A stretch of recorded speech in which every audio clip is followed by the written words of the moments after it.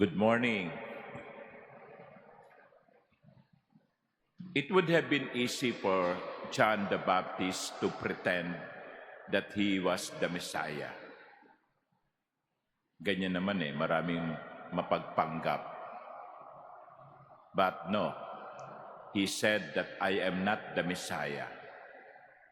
I am just someone who is not even worthy to untie his sandals.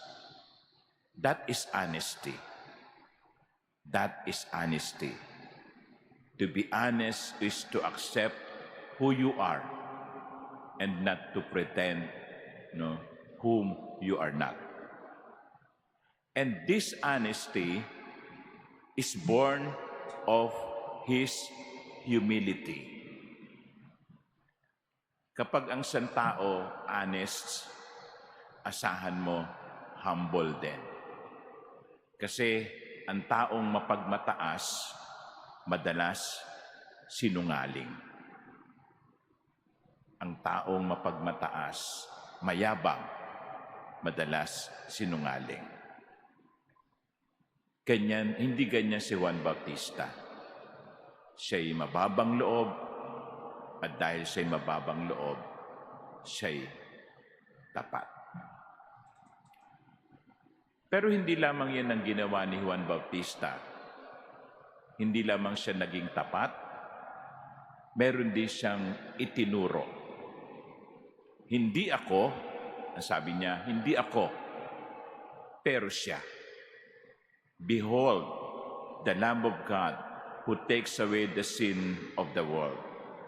He is the one of whom I said, a man is coming after me who ranks ahead of me because he existed before me.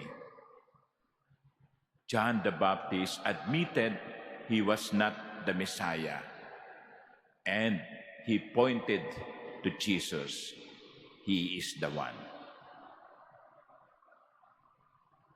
I think that is the heart of Christian discipleship, to point out Jesus to others. Yan ang ating misyon, ang ipakilala si Jesus sa ibang tao. Ang ipakilala si Jesus sa ibang tao. I don't know kung na-observe ninyo yung mga langgam. Yung mga langgam na nakapila, ants, in line. Pag nagkakasalubong sila, medyo parang humihinto muna. So siguro nag-uusap-usap.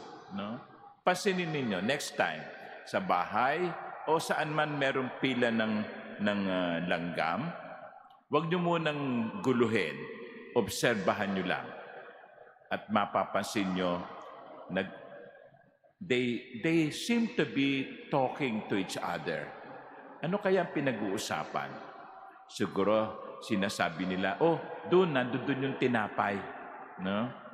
Doon, nandun yung tinapay. I think that is our mission, ang ituro kung nasaan ang tinapay.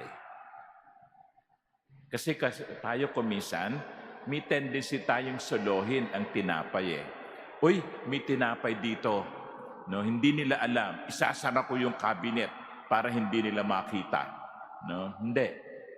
Ang tunay na alagad ni Jesus, itinuturo kung nasaan ang tinapay. Ang tunay na alagad ni Jesus, itinuturo kung nasaan si Jesus. That was what John the Baptist did. He pointed out Jesus. Amen.